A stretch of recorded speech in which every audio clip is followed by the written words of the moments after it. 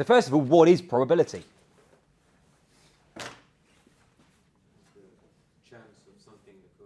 Absolutely. So probability is to do with the maths of chance, okay? So the chances of things happening. Now, as you will kind of see, if you can understand chance, then you can understand, for example, risk, okay? So when you're dealing with data sets, you can actually say, how likely is this thing to happen?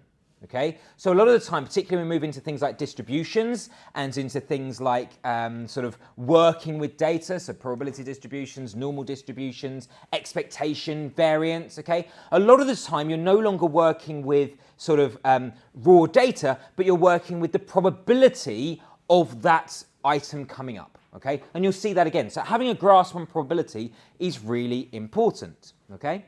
So where we're going to start is this idea of how we can actually work out the probability of something.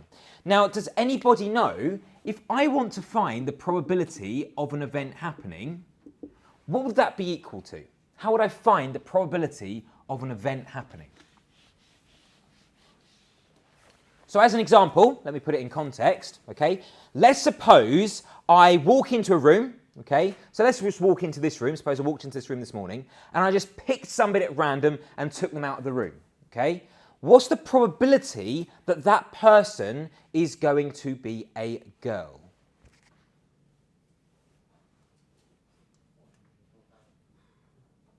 How would I work that out?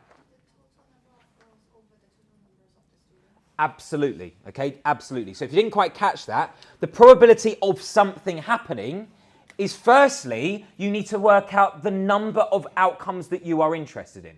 So in this case, there are 1, 2, 3, 4, 5 girls in this class, okay? So it would be 5, but then you need to say what it's out of, what it's out of. The out of bit is the total number of events that could happen. So in this case, 1, 2, 3, 4, 5, 6, 7, 8, 9, 10, 11, 12, 13, there's 18 students in this class. So in other words, the probability of obtaining a girl from this class would be 5 out of 18. So it's simply the number of outcomes you're interested in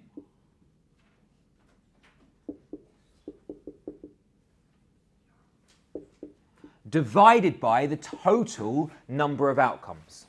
Okay, total outcomes. Right? As another example, if I just roll a fair die, what is the probability of obtaining an even number on that die? An even number.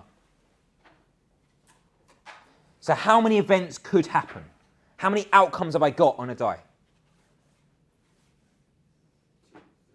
6, right? There's 6 sides, 1 to 6, right? How many of those outcomes are even numbers? It's 3, okay? So the probability of getting an even number on a die is 1/2. Are you happy with that? So I'm rolling a dice. Yeah, sorry. Yeah, so strictly speaking, a dice is plural, so a die is singular, right? So if I roll a die or a dice, okay, and I want an even number on that die, right? There's 6 possible outcomes. 3 of them are even, 2, 4, and 6. Therefore, the probability of getting an even number if I roll a die is 1 in 2, 1/2. Is that okay? Right? So the idea of probability is fundamental, okay? Now, a lot of the time, I can work this out, but I can't necessarily work this out, okay? So I need to know how to work out how many outcomes are there in total. So that's what we're going to look at today, okay? That's what we're going to look at today. How we can work out the number of total outcomes, okay? Given some conditions. Right, so this is where I want to start, and I'm going to give you 5 minutes to look at this. Let's suppose that I have a lock, okay, and it's a combination lock, right? Now, in each of these positions, there are 10 possible digits, okay? So there's four possible digits in my combination, okay? So an example could be 3, 7, 6, and 4, okay? So it's just each of these is a different number. 1, 2, 3, 4. It's 4 positions, okay? And each position has 10 possible digits, ranging from 0 to 9. Here is my question. Only 1 digit per position is correct. How many possible orderings are there? how many possible orderings are there? So in other words, how many different ways can I order these locks? So I can put a number in the first position, number in the second, number in the third, number in the fourth. How many different possible orderings can I have with this lock? Okay. Can I give you 5 minutes to think about that? It's 10,000, right? So we've got 4 possible positions. And a lot of people were saying, and you're dead right, it's 10 multiplied by 10, multiplied by 10, multiplied by 10, which is where you get your 10,000 from. Okay? But my question is, and I've asked a couple of people this, why do you have to multiply them together? Okay? Why do you have to multiply them together? So I really want to emphasize this idea because a lot of the time, like, people just accept the rules without necessarily thinking about it. I think the trouble is with this kind of theme, if you just accept the rules, that's what makes it quite tricky. Okay? You need to actually think it through yourself. You need to think through the method yourself. Okay? So what I'm going to do first of all, a classic mathematician's sort of situation.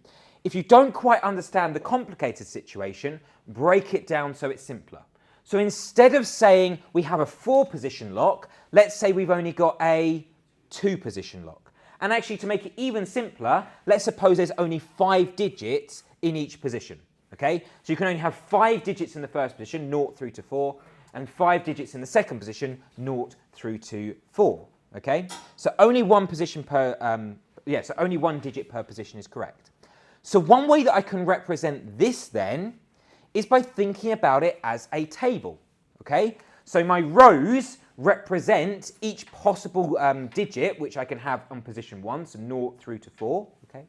And then my columns represent the different possible digits I can have in position 2. Does that make sense? Okay? So for example, if I choose to put a 0 in position 1, okay, then are you happy there are 5 possible digits that I can put in position 2? Does that make sense? So I put a 0 in position 1, I can then have 5 possible digits in position 2. Okay? Whereas if I chose to put a 1 in position 1, then are you happy there's still 5 digits I can put in position 2? Yeah? So at the moment I've got 10 possible digits which I could have, 10 possible combinations I can have, right? And actually I can keep going. So if I put a 2 in position 1, then I've still got 5 digits in position 2, and so on and so on. Are you happy with that? So in total, I'm going to have 5 lots of 5, yeah? So for every digit that I can have in position 1, I'll have 5 digits that I can have in position 2. Hence, I should multiply them together. Does that make sense to everyone? Yeah? So for every digit that I can have in the first position, I'm going to have this many digits in the second position, and this many digits in the third, and this many digits in the fourth. Hence, I have to multiply them together, okay? So, okay. In other words, there's 25 possible orderings in that situation, and then if I go back to my position, it's just basically saying for every digit in the first position, there's going to be 10 digits in the second position, 10 digits in the third position, and 10 possible digits in the fourth position. Is that okay? Hence, you should just multiply these things together to get your 10,000. Cool, okay.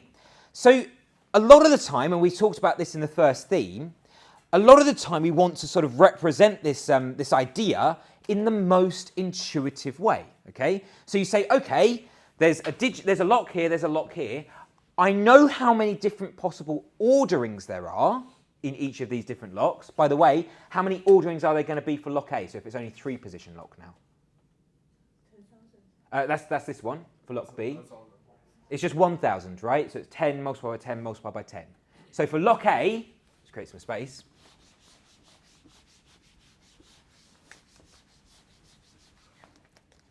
So for lock A, where there's only 3 positions and each position has 10 digits, okay, there's going to be 10 by 10 by 10, which is 1,000, right? So 1,000 possible positions that I can have, 1,000 possible orderings I can have. For lock B, we've already done that one. It's going to be 10 times 10 times 10 times 10, which is my 10,000, okay? But you see, when we talked about this in the first theme, it matters how we represent data. It matters how we represent this, okay? So here is my challenge to you, okay? Let's suppose that a thief is going to try every different possible ordering of these locks, okay?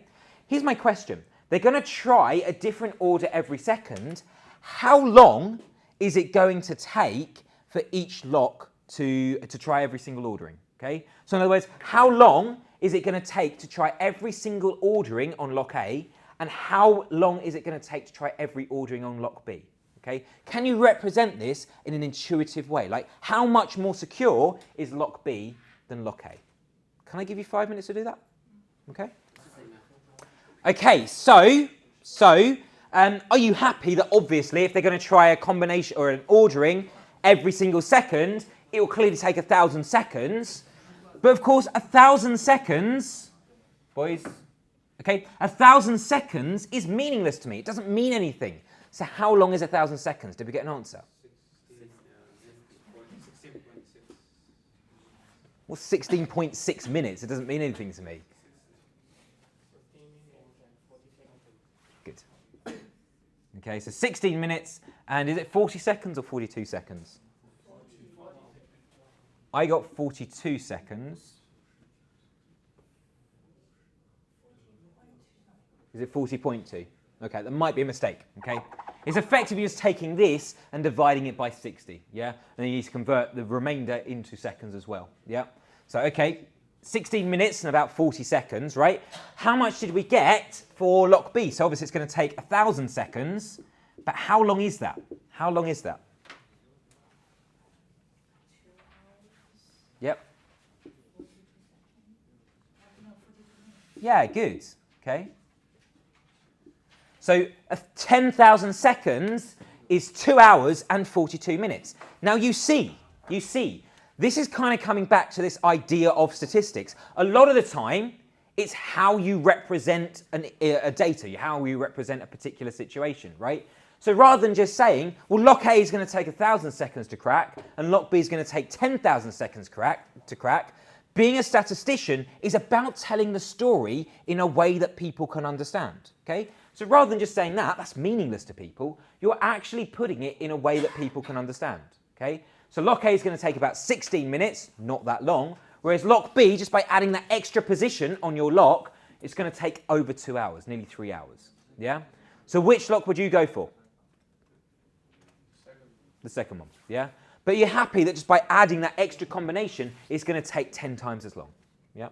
Okay, good.